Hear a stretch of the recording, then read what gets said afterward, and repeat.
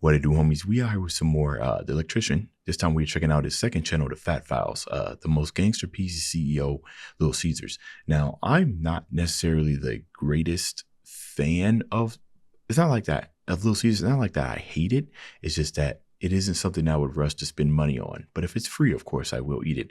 And apologies, I do not have a green screen anymore. It got damaged. I am in my new space. I moved into my first house. So the good news is that I got my own space. Bad news is that I know I usually do these reactions with green screens. But hopefully, you know, everything is still the same.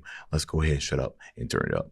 I started looking into this company because it was a staple in my childhood growing up poor, and I like cheap pizza, and boy, did it take some unexpected turns. Today we're talking about Little Caesars Pizza. Ladies and gentlemen, there's two types of people on the planet. There are people that like Little Caesars, and there's people that lack critical thinking skills. A personal attack right out the bat, just right out the gate, bro. Personal attack. All right.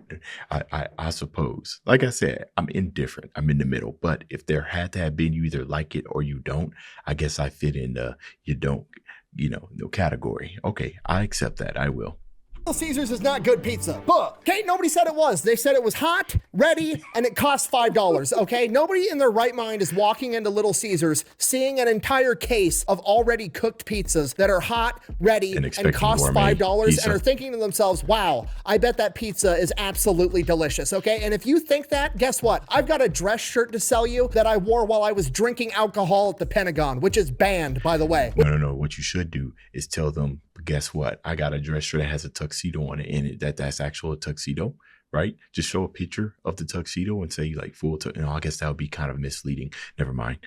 I was about to give you a business idea or something like that, just for the people who think that a $5 pizza is gonna taste like a gourmet pizza. Shirt to sell you that I wore while I was drinking alcohol at the Pentagon, which is banned, by the way. Which, in hindsight's a horrible example because I actually did wear this shirt while I was drinking alcohol at the Pentagon. That's amazing.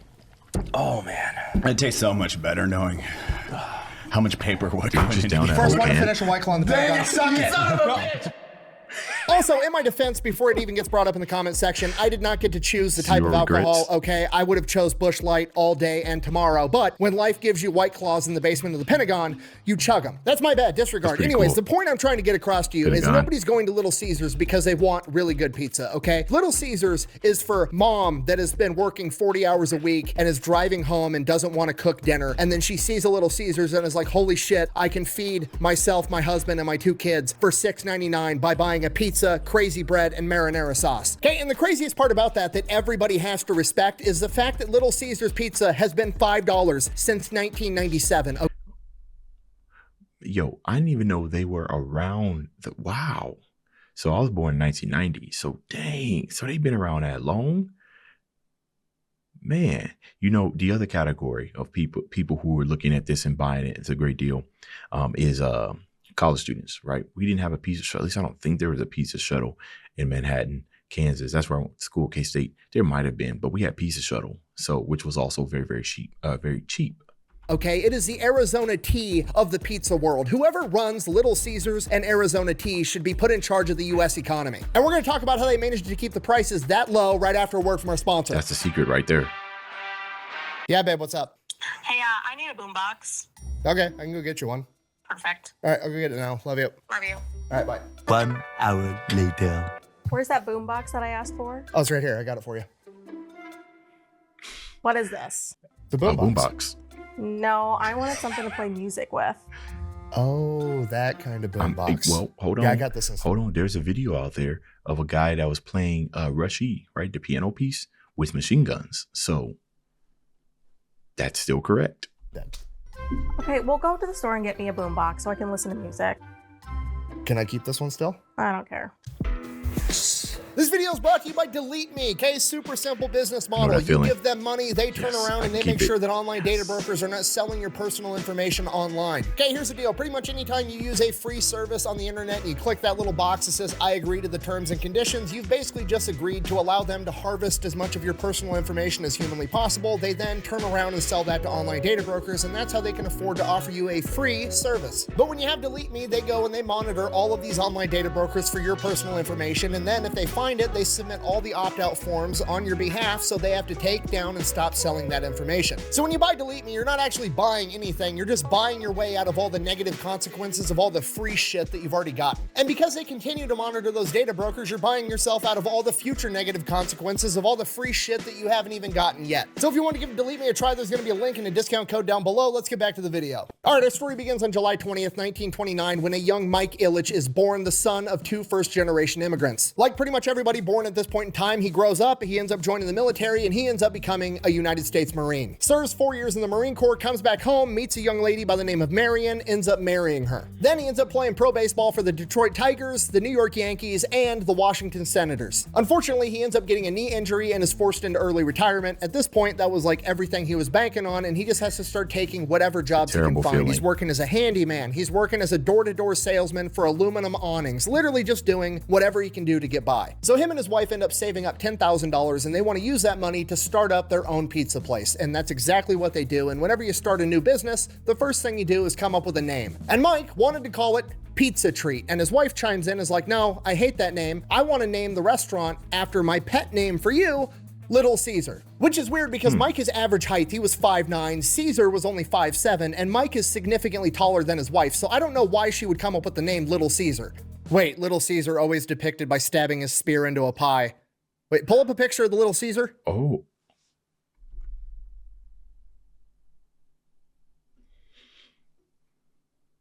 Right, Caesar was, betrayed by his friends, stabbed. Wait a minute, hold on, there's no way. Oh. And you guys watching this probably already made that connection. I gave no thought to it.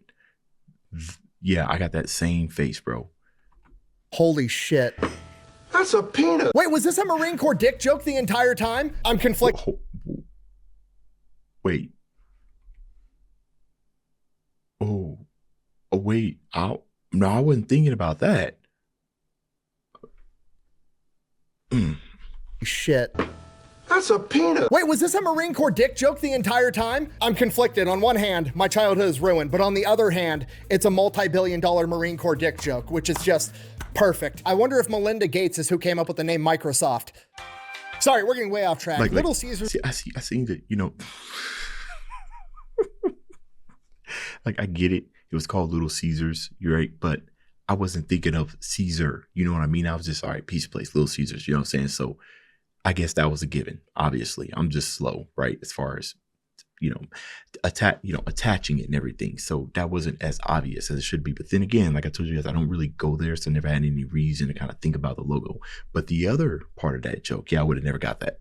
Was originally Little Caesar's Pizza Treat, and it opened up in 1959, and their slogan was Pizza Pizza, which is the most Marine Corps slogan of all time. Shrimp? Just say whatever it is twice. Except, of course, in Canada, Pizza Pizza was already trademarked, so they had to go with quality instead. Nerd alert. Let me hear you say, Right out of the gate, their first restaurant is a huge success, and they end up franchising and getting another location open within the first 3 years. Then they start opening up Little Caesars all over the country. It's a huge chain, and somewhere along this line, they end up ditching the original name of Little Caesars Pizza Treat and just shorten it to Little Caesar, which I'm never going to be able to say the same ever again now. Is this why the breadsticks are so thin? So business is going great. They start opening up restaurants all over the United States. They've even got some up there in Canada. They keep the company privately owned, so they get to make all the decisions. Everything's going great. They're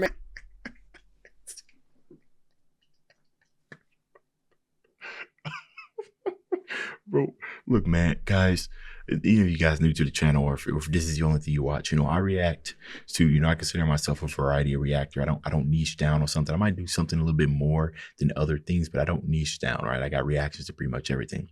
And the reason why I'm telling you this is because the amount of stray shots that Drake and the Kendrick, it is crazy how this beef has been able to work itself into multiple genres, multiple content creator niches, stuff that don't even have anything to do with it. You know what I mean? And once again, I feel like I found myself saying this quite a bit. It's once again worked itself into a place where I never would have expected. And for some of you who did not get that joke that he just made, Drake is from Canada. So, Yeah. They're in Canada. They keep the company privately owned, so they get to make all the decisions. Everything's going great. They're making a ton of money, at which point Mike sets his sights on going and buying the favorite team that he played for when he was a professional baseball player, the Detroit Tigers. He wants to own the entire team, and he's got the money to do it. But in 1998, the CEO of Domino's, his direct competitor, bought the team out from underneath him.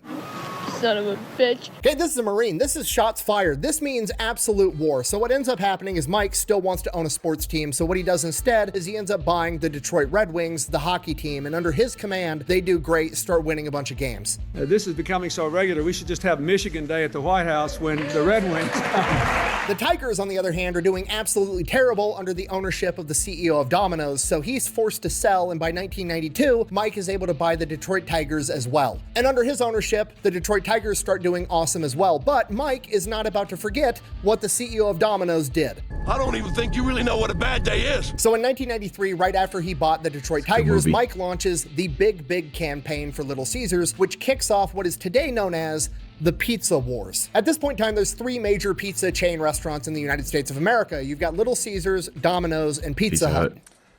How does it make you feel? It doesn't matter how it makes you feel. And Little Caesars comes up with a brilliant marketing plan of what if we just sold big ass pizzas? So they had their big promotion where they just sold a massive pizza and said that it was bigger than all the other pizzas on the market. That went so well and they made so much money that they actually started to make more money than Domino's, at which point Pizza Hut fired back by launching their Sasquatch pizza. And then Domino's came in with their Dominator pizza. It was literally a nuclear arms race of the pizza world. And you know what's crazy is that, you know, I'm watching these things, right? Because this stuff came out when I was a kid, or maybe even a preteen, not even that, probably like, I don't know where in time it's happened. Because I feel like I remember seeing commercials like this where it was just things just kept getting bigger and bigger and bigger. And, you know, I wasn't necessarily paying attention. It's like, oh, wow, you know, I want that and everything. But, you know, these wars that's happening between these chains, I'm older. I can see it happening between the companies before. I got a question for you guys. Between like retails, companies, and them trying to one up each other, is there anyone that stood out to you that you still remember to this day? Not like, excluding current things, like go back maybe 10, 20 years, maybe if you're old enough to do so. Let me know that in the comments.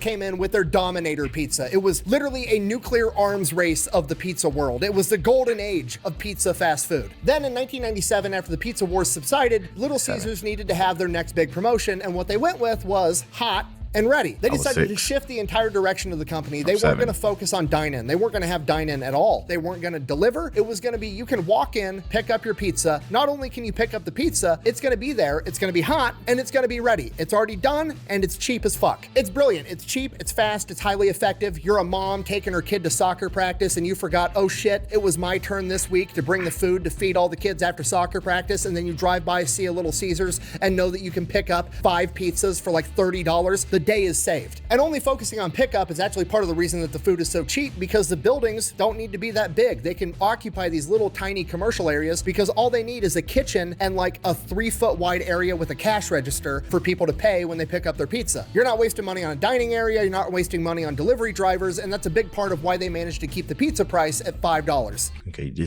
now I want to see a backstory of Papa Murphy's, right? Which they once again, and I don't know if this was done before them, but they basically, you know, make the pizza for you, but you have to take it home and cook it, which also kind of follows somewhat of the same business strategy, right? You don't need to have all these areas. You just need to have the kitchen and the cash register. Nobody's sitting there eating it. It's another interesting business model. And I'm going to tell you, I've ordered from them quite a few times, and it's always came out like, matter of fact, shoot, that might be what's for dinner. On top of that, they did everything as cheaply as possible. Their marinara sauce is literally from concentrate, so the employees just dump this can of concentrate. I think it was called Papa Murphy's, or maybe it's called Murphy's. Possible. Their marinara sauce is literally from concentrate, so the employees just dump this can of concentrated tomato paste in and mix it with water, and that's what the sauce is. And then they use the cheapest cheese they could get their hands on. And then for the dough is actually the good part, because the dough is actually made fresh every single day, because buying pre-made dough was more expensive than just making dough in-house. So the dough is actually really fresh, and that's why the crazy breadsticks are so good. Got all this large pie and the crazy bread and the sauce. for $6. Somehow they managed to keep the price of the pizza $5 flat until 2022. It literally took a global pandemic that forced people to stay in their houses and not interact with people to get them to raise the price of their pizza. That's incredible. Okay, just for the record, gas prices alone went up 231% during that same time frame. We're not even going to talk about the housing market, and somehow these guys managed to keep the pizza at $5. And guess how much they were forced to raise the pizza price by in 2022? $1. 55 cents. The pizza is now, to this day, still $5.55. And in exchange for the price increase, you got 33% more pepperoni on your pizza. Okay, and why does this happen? For the same exact reason that it happened with Arizona Tea. Okay, it is a privately owned company. They are not worried about getting more money for all of their shareholders. Once the owner has enough money to go out and buy all of his favorite sports teams, there's no reason to raise the price on the product, right? As long as he's still making money, he's happy. So that's exactly what he keeps doing. Okay, is Little Caesars cutting corners on the pizza? Yeah, it's their entire business model is to make the cheapest pizza possible, okay? But unlike most other companies, Little Caesars takes all that cost savings and passes it along to the customer, not giving it to their shareholders. Buh! I don't care if it's cheap, it still tastes like cardboard. Buh! You know what? Keyboard warriors would know exactly what cardboard tastes like, wouldn't you? I bet you could differentiate brands of Windows by the taste. And you know what? I'm willing to concede. Is Little Caesars the best pizza if I'm judging by taste? Absolutely not. But you know what? It still tastes better than Italian pizza. It's not great. It's not horrible. You're gonna get fat. Buh! How can you even say that? The Italians literally invented pizza, and that's how it's supposed to be. Italian pizza has to be the best by default. Buh! A, no it doesn't. B, that doesn't even... That's a dangerous, that following that logic is very, very dangerous, right? Because the first to do it ain't necessarily always the best. Innovation exists, you know what I mean? So come on now, right? The first person, the first company that started selling out light bulbs and everything, right? There are better companies now. That ain't necessarily always the best way to do it. They just pioneered the way for other people to make better products. So very dangerous logic to follow. To be Italian pizza has to be the best by default. Buh. A, no it doesn't. B, that doesn't even make sense, okay? You can say what you want about Little Caesars pizza, but at least they figured out how to spread the cheese evenly. Okay, Italian pizza is literally like, what if I had bread with tomato paste all over it and then I threw... You know, this is interesting, right? This image of the pizza versus, because it's kind of like commercial, you know what I mean? Like presentation, versus... So I can get it. Right? Because this isn't all dressed up fancy to be presented. You know what I mean? Like more commercial. This is kind of more authentic, if you will, like what an actual piece is supposed to look like. As a matter of fact, now that I'm thinking about it, I think this is the first time I've seen an Italian pizza. But I get it. Okay, Italian pizza is literally like, what if I had bread with tomato paste all over it and then I threw 4 giant cheese balls on top? Okay, no, why would you do that? I want the next bite of pizza to taste exactly like the last bite of pizza because pizza's fucking delicious. Okay, I don't care if the Italians did it first. They did it wrong, okay? Just because something's first doesn't mean it's the best or the right way to do something, okay? The Model T was the first mass manufactured car. That doesn't mean that the Model T is better than my F-150. But it gets better because not only did Mike manage to keep the price of the pizzas low simply because he could afford to and he's a good guy, he also took a ton of the profits that he made because he was making so much money and did a bunch of philanthropy. He created the Little Caesars Love Kitchen, which was a mobile Little Caesars that they would drive into natural disaster areas and give out free food to people. He helped with veterans charities. He funded youth hockey leagues. In 1994, when Rosa Parks was attacked because she lived on the bad side of town, Mike heard about this and then got her into a nicer apartment on a nicer side of town and paid her rent for the rest of her life and never even told anybody. Oh, okay. I was about to say, why isn't this being, I don't know when it became public knowledge or how long he held on to that type of stuff. Why we ain't talking about like raising stuff up like this? You know what I mean? It's probably because it's not, I broke it to the home, right? That's drama related. So of course that's going to make news. But the other part, right? That is absolutely amazing. I had no idea. Dude didn't do it for PR, didn't do it for the good press, literally just did it because it was the right thing to do and nobody found out about it until he passed away. And when he did pass away in 2017 at the age of 87 years old, his widow became one of the wealthiest women in the entire country. Okay, that's the American dream. Dude goes off, serves 4 years in the Marine Corps, comes back home, finds a beautiful girl, marries her, plays professional baseball, blows out his knee, dreams are ruined, doesn't give up on himself. Goes out, starts a business, makes so much fucking money that he buys the sports team he used to play for and a couple of other sports teams, does it all without being greedy, cutting corners to screw over his customer. He cuts corners to save the customer money so even poor people can afford to buy their kids pizza. And then with all the extra money he makes, he does a bunch of charity work and then dies at 87 years old, leaving his widow a billionaire like a complete fucking Gangster. And the cherry on top, the entire thing was based off of one big, elaborate, multi-billion-dollar dick joke, which is a title that only a Marine could achieve. This video is so unhinged, I don't even know how to end it. I guess just like, be like Mike, you know? Never give up on yourself, never compromise your morals to make more money. If you can do charity work along the way, that's great. And apparently making dick jokes works. Thank you for watching. Best way to support the channel is go buy some merch over at thefatelectrician.com. Quack bang out. You know, just like a, somebody's going to take that advice too literal, and there's going to be a new pizza chain called Girth Brooks. I guarantee it. Where's the extra ones? Always got some there. To honor his memory.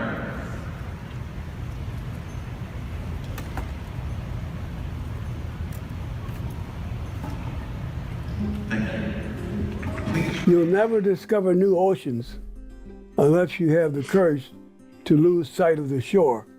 Mike and Marion had the courage to lose sight of the shore and discover new oceans.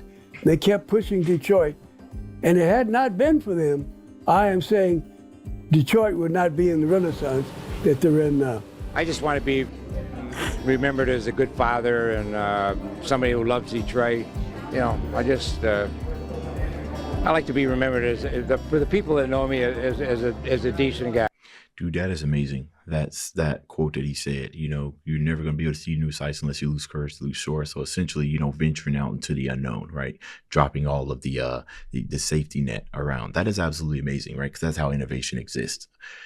Or that's, yeah. Wow. Okay. Yeah. Gangster for sure. Maybe I might go out there and get some Little Caesars, right? This is the best Little Caesars ad that I've ever seen. Some of you guys probably eating Little Caesars while y'all was watching this. But anyways, let me know what you thought about this down in the comments. Dave's out.